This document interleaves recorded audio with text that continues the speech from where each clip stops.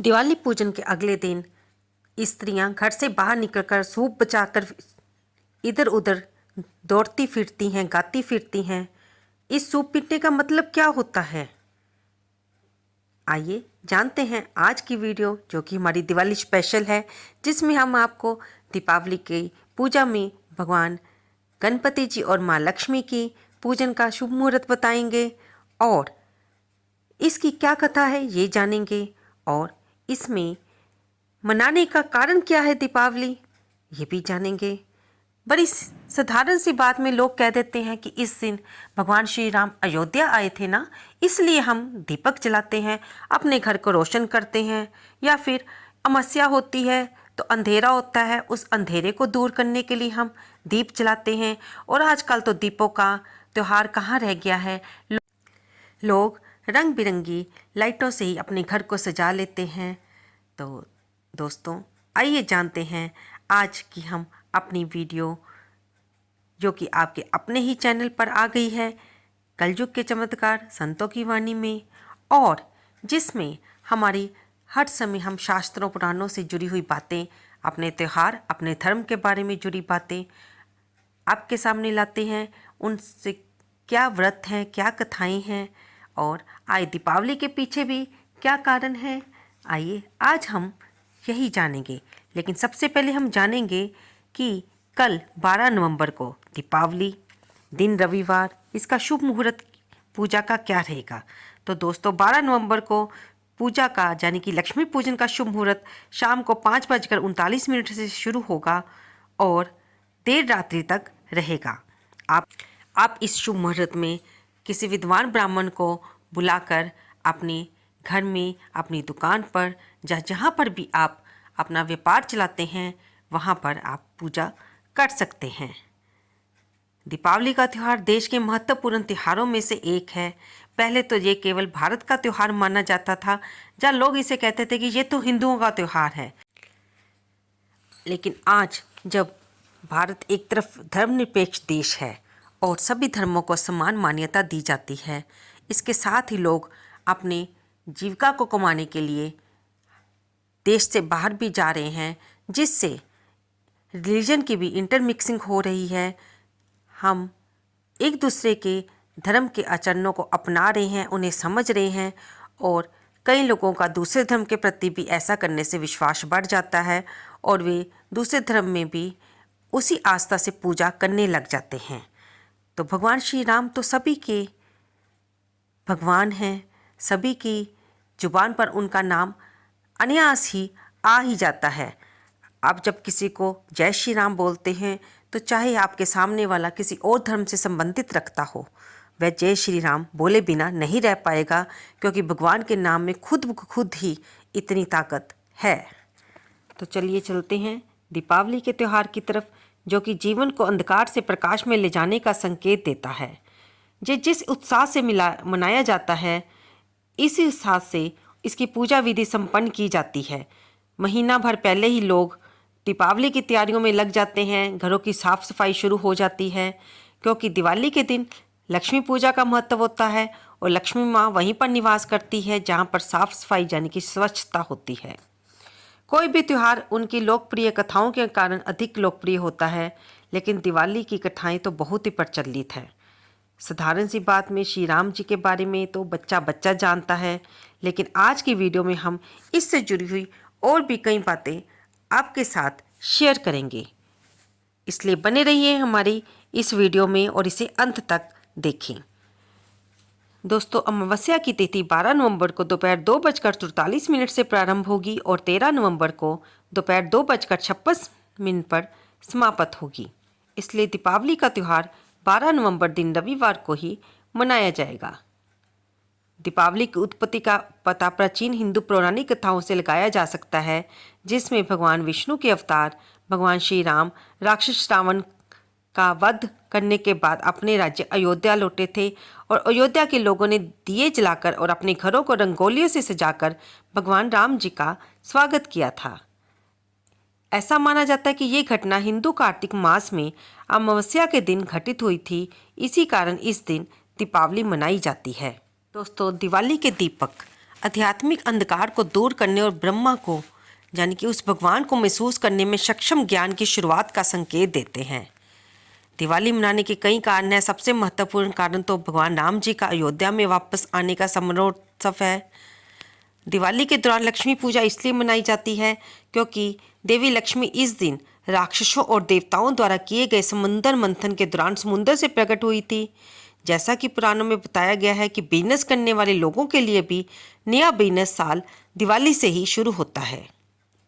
दक्षिण भारत में दिवाली वह दिन है जिस दिन भगवान श्री कृष्ण ने राक्षस नरकासुर का वध किया था और गुजरात में दिवाली के अगले दिन अन्नकूट यानी कि नए साल के दिन के रूप में मनाया जाता है। देवताओं के चिकित्सक धन्वंतरी के सम्मान में दिवाली से 2 दिन पहले धनतेरस मनाया जाता है।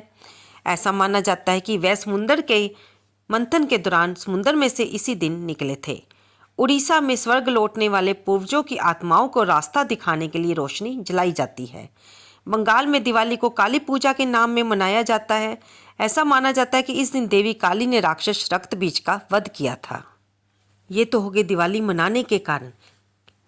कमेंट बॉक्स में अवश्य बताइएगा कि क्या आपको ये सभी कारण या सभी प्रदेशों के बारे में पता था कि कहाँ पर किस रूप में दिवाली मनाई जाती है।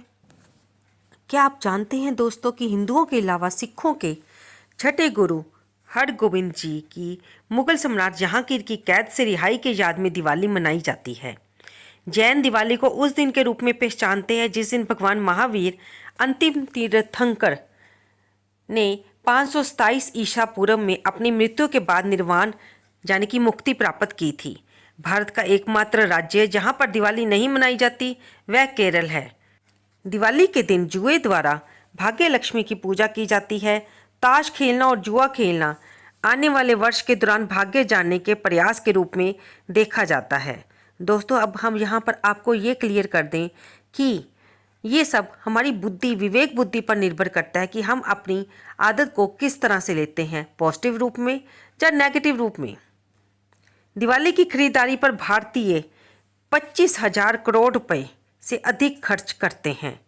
दिवाली पटाखा उद्योग 5,000 करोड़ से अधिक का है। कई क्षेत्रों में बच्चे मिट्टी का किला बनाते हैं जिसे महाराष्ट्र में तो शिवाजी किले के नाम से जाना जाता है।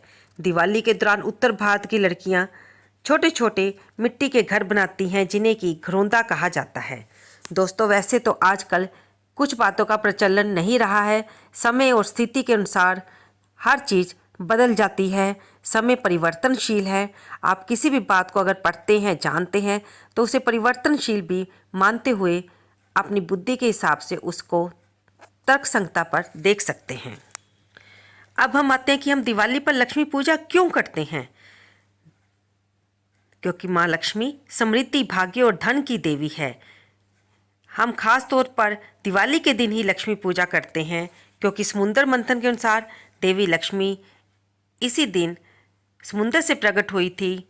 और एक किंवदंती ये भी है कि दिवाली के दिन भगवान विष्णु ने अपने 5वें अवतार वामन अवतार में देवी लक्ष्मी को राजा बलि की जेल से बचाया था।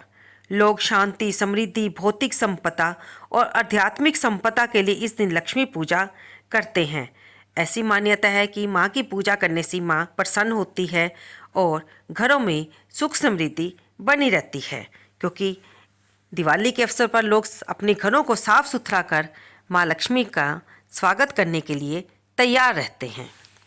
इसके साथ अब हम दिवाली का आध्यात्मिक महत्व भी समझ लें, जिसमें हम भगवान से प्रार्थना करते हैं, हे राम, हे श्री विष्णु, हे प्रभु, रोशनी की रोशनी, स्वयं का स्वयं प्रकाशमान आंतरिक प्रकाश आपके हृदय के कक्ष में लगातार चमक रहा है।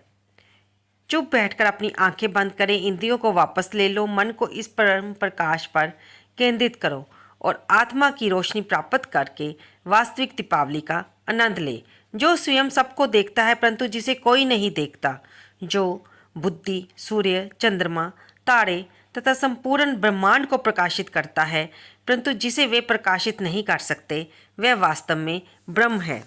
वह आंतरिक आत्मा है।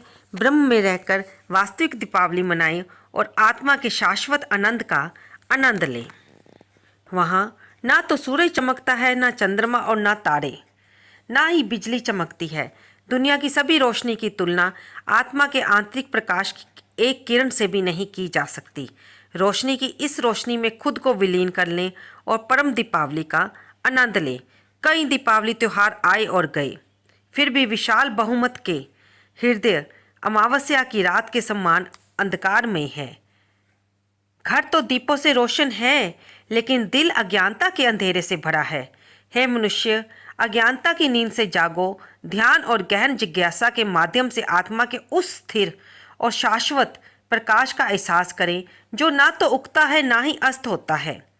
आप सभी को पूर्ण आंतरिक रोशनी प्राप्त हो। रोशनी की सर्वोच्च रोशनी आपकी समझ को प्रबुद्ध करे। आप सभी को आत्म की अक्षय आध्यात्मिक संपदा प्राप्त हो। आप सभी भौतिक और आध्यात्मिक स्तर पर शानदार ढंग से समृद्ध हो। ऐसा स्वामी शिवानंद जी महाराज जी का विचार था, जिसमें उन्होंने हमें ये समझाने की कोशिश की है कि दीपावली को आध्यात्मिक महत्व से समझें। हम बाहर से तो दीप जलाकर अपने घरों को सजा रहे हैं, उन्हें उजाले की तरफ प्रकाशित कर रहे हैं, लेकिन हमारे घर के अंदर यानी कि हमारी शरीर के अंदर, हमारी आत्मा में जो अंधकार है, उसे हम भगवान के नाम को जप कर ही रोशन कर सकते हैं। और जब वह हमारे अंदर प्रकाशित होता है तो उसकी तुलना किसी भी बाहर की रोशनी से नहीं की जा सकती। वह अतुलनीय है और संत कहते हैं कि वे हमारे लिए प्रार्थना करते हैं कि हम उस दीपावली का, परम दीपावली का आनंद ले पाएँ, क्योंकि बाहर से तो कई दीपावली त्यौहार हमने मनाए और कई आए और चले गए, लेकिन हमारे अंदर फिर भी अंधेरा है जिसे हमें अपने प्रभु के नाम से रोशन करना है। दोस्तों, ये तो हम सभी जानते हैं कि दीपावली पर हम घर में मीठा बनाते हैं और नए कपड़े डालते हैं, एक दूसरे को बधाई देते हैं, शुभकामनाएं देते हैं। शाम को घर में विद्वान ब्राह्मण को बुलाकर धूप दीप नैवेद्य षोडशोपचार से गणपति जी और माँ लक्ष्मी की पूजा करते हैं और फिर बड़ों के पाँव छूकर आशीर्वाद लेते हैं। कुछ घरों में दिवाली पूजन की रात को जब सब सोकर सुबह उठते हैं तो स्त्रियां घर से बाहर सूप बचाकर गाती फिरती हैं। इस सूप पीटने का मतलब यानी कि कहीं पर थाली को डंडे से पीटने का विधान है कि जब घर में लक्ष्मी का वास हो गया तो दरिद्रता को घर से निकाल देना चाहिए। इसलिए स्त्रियां ऐसा गाती फिरती हैं और फिर घर पर वापस आकर वे कहती हैं कि इस घर से अब दरिद्र चला गया है। हे लक्ष्मी जी, आप निर्भय होकर यहाँ पर निवास करें। अब जानते हैं इसके पीछे क्या कथा है। इस दिन भगवान ने राजा बलि को पाताल लोक का इंद्र बनाया था। तब इंद्र ने बड़ी प्रसन्नता पूर्वक दिवाली मनाई कि मेरा स्वर्ग का सिंहासन बच गया। इसी दिन समुद्र मंथन के समय क्षीर सागर से लक्ष्मी जी उत्पन्न हुई थी और भगवान को अपनाकर उसने उन्हें अपना पति स्वीकार किया। भगवान श्री रामचंद्र जी अमावस्या के दिन ही लंका से अयोध्या वापस पहुंचे थे और उनका राज तिलक किया गया था। इसी दिन राजा विक्रमादित्य ने अपनी संवत की रचना की थी। बड़े बड़े विद्वानों को बुलाकर मुहूर्त निकलवाया था कि नया संवत चैत शुद्धि प्रतिपदा से चलाया जाए। इसी दिन आर्य समाज के संस्थापक महर्षि दयानंद का निर्वाण हुआ था। अब जानते हम आज के दिन, दिवाली के दिन सुनी जाने वाली कहानी, माँ लक्ष्मी की कहानी। जरूर सुनिए, तभी तो पूरा फल मिलेगा। एक साहूकार की बेटी थी। वह रोजाना पीपल सींचने जाया करती थी। पीपल में से लक्ष्मी जी निकलती और चली जाती थी। एक दिन लक्ष्मी जी ने साहूकार की बेटी से कहा कि तू मेरी सहेली बन जा। तब साहूकार की बेटी ने कहा, मैं अपने पिताजी से पूछाऊं तब कल सहेली बन जाऊंगी। घर जाकर उसने अपने पिताजी से सारी बात कह सुनाई।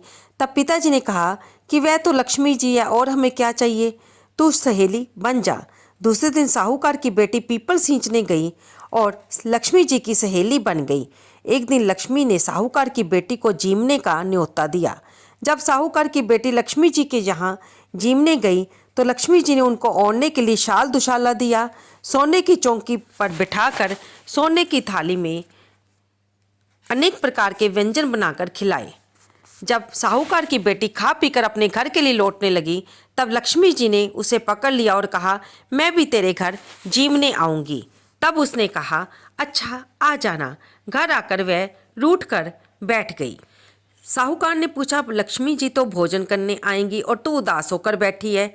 तब साहूकार की बेटी ने कहा, पिताजी, लक्ष्मी जी ने तो मुझे इतना कुछ खिलाया, सुंदर भोजन कराया, साथ में उपहार दिए, मैं उन्हें किस प्रकार खिलाऊंगी? हमारे घर में तो ऐसा कुछ भी नहीं है। तब साहूकार ने कहा कि जो अपने से बन पड़ेगा हम उसी से ही खातिर कर देंगे, तू चिंता मत कर। तू गोबर मिट्टी से चौका देकर सफाई कर ले, चौमुखा दीपक बना ले और लक्ष्मी जी का नाम लेकर बैठ जा। उसी से मैं एक चील किसी रानी का नौलखा हार उठा लाई और उसे साहूकार की बेटी के पास डाल गई। साहूकार की बेटी ने उस हार से सोने की चौकी, सोने का थाल, शाल, दुशाला और अनेक प्रकार के भोजन की तैयारी कर ली। फिर आगे आगे गणेश जी और लक्ष्मी जी साहूकार की बेटी के जहाँ आ गए। साहूकार की बेटी ने लक्ष्मी जी से सोने की थाली पर बैठने को कहा। लक्ष्मी जी ने सोने की थाली पर बैठने को मना कर दिया और कहा, इस पर तो राजा रानी बैठते हैं। तब साहूकार की बेटी ने कहा, तुम्हें हमारे यहाँ तो बैठना ही पड़ेगा। तब लक्ष्मी जी उस चौकी पर बैठ गई। तब साहूकार की बेटी ने लक्ष्मी जी की बहुत खातिर की और इससे लक्ष्मी जी बहुत प्रसन्न हुई और उनके प्रसन्न होने पर साहूकार के घर में बहुत ही धन दौलत हो गई। हे लक्ष्मी माता, जैसे तुमने साहूकार की बेटी को चौकी पर बैठी और धन दिया, वैसे सबको देना। तो दोस्तों, ये थी दिवाली पर सुनी जाने वाली माँ लक्ष्मी की कहानी, जिसे कि हमें पूजा के समय पढ़ना भी चाहिए या फिर किसी से सुन लेना चाहिए। ऐसा करने से हमारी श्रद्धा और विश्वास बना रहता है। माँ लक्ष्मी का पूजन करते हुए हम उनकी कथा सुनते हैं, उनकी आरती करते हैं और ऐसी मान्यता है कि माँ लक्ष्मी की दीपावली के दिन पूजा करने से, उनकी कथा पढ़ने से, उनकी आरती करने से माँ प्रसन्न होती है और घर को सुख समृद्धि से भर देती है। आपको दीपावली की ये सारी जानकारी कैसी लगी? कृपया से लाइक करें, शेयर करें और कमेंट बॉक्स में जय गणपति भगवान, जय श्री लक्ष्मी माँ लिखना बिल्कुल ना भूलें। धन्यवाद दोस्तों।